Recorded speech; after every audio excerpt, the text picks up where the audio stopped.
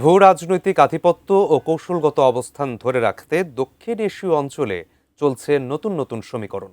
Kashmir issue নিয়ে ভারত ও পাকিস্তানের দীর্ঘদিনের বৈরিতা, সেই সাথে ভারত ও চীনের মধ্যে সীমান্ত বিরোধ অঞ্চলটিকে উত্তপ্ত করে রেখেছে।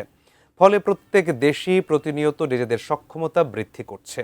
তারই অংশ হিসেবে এবার প্রতিরক্ষা বাহিনীতে নতুন একটি যুদ্ধবিমান যুক্ত করল নয়াদিল্লি। বিস্তারিত থাকছে ডেস্ক রিপোর্টে।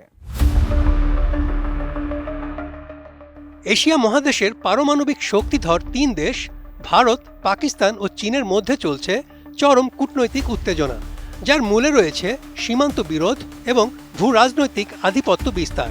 ফলে যে কোনো সংঘর্ষ মোকাবেলায় দেশগুলো প্রতিনিয়তই নিজেদের সক্ষমতা বৃদ্ধি করছে। এমন পরিস্থিতিতে আকাশ প্রতিরক্ষা ব্যবস্থায় একটি নতুন নজরদারি যুদ্ধবিমান যুক্ত করেছে ভারত। সম্পূর্ণ দেশীয় প্রযুক্তি ও অর্থায়নে তৈরি নেত্র নামের এই যুদ্ধবিমানকে ইতিমধ্যে অপারেশন ক্লিয়ারেন্স দিয়েছে ভারতের প্রতিরক্ষা মন্ত্রণালয়, অর্থাৎ এটি এখন সামরিক ক্ষেত্রে ব্যবহারের জন্য সম্পূর্ণ প্রস্তুত। নতুন বাংলাদেশ গড়তে এলো জুলফিকার স্টিল। জুলফিকার স্টিল 25 জুন কর্ণাটকের বেঙ্গালুরুতে দেশীয়ভাবে তৈরি Netra airborne early warning and control সিস্টেমের চূড়ান্ত অপারেশনাল ছাড়পত্র উপলক্ষে একটি অনুষ্ঠানের আয়োজন করা হয়। যুদ্ধবিমান নেত্রকে প্রস্তুত করেছে ভারতের প্রতিরক্ষা বাহিনীর অধীনে থাকা প্রতিষ্ঠান defence research and development organisation বা DRDO।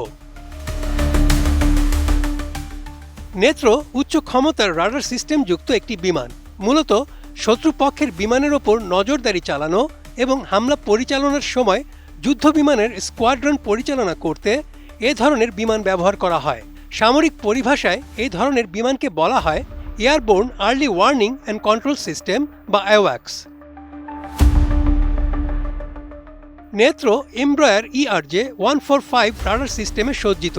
বর্তমানে ERJ-145 বিশ্বের সবচেয়ে আধুনিক রাডার সিস্টেমগুলোর মধ্যে একটি এবং এটি বিমানে পরিবহনযোগ্য। AWACSটি যুদ্ধক্ষেত্রে শত্রুর বিমান বা ক্ষেপণাস্ত্রের গতিবিধি অনেক দূর থেকে শনাক্ত করে এবং নিজস্ব যুদ্ধ বিমানগুলোকে নিখুঁতভাবে পরিচালনা করতে সহায়তা করে। অত্যাধুনিক এমব্রয়ার ERJ-145 রাডার ও ইসা সেন্সর থাকায় 450 থেকে 500 কিলোমিটার পর্যন্ত লক্ষ্যবস্তু ট্র্যাক করতে পারে নেত্র। ইলেকট্রনিক ইন্টেলিজেন্স যুক্ত এই ভারতীয় AWACS যুদ্ধ পরিস্থিতিতে আকাশ থেকে সরাসরি স্থল সেনার কাছে লাইভ ডেটা পাঠাতেও সক্ষম। ডিফেন্স রিসার্চ অ্যান্ড ডেভেলপমেন্ট অর্গানাইজেশনের এই সাফল্যকে ভারতীয় প্রতিরক্ষা খাতে আরেকটি বড় মাইল ফলক হিসেবে দেখা হচ্ছে।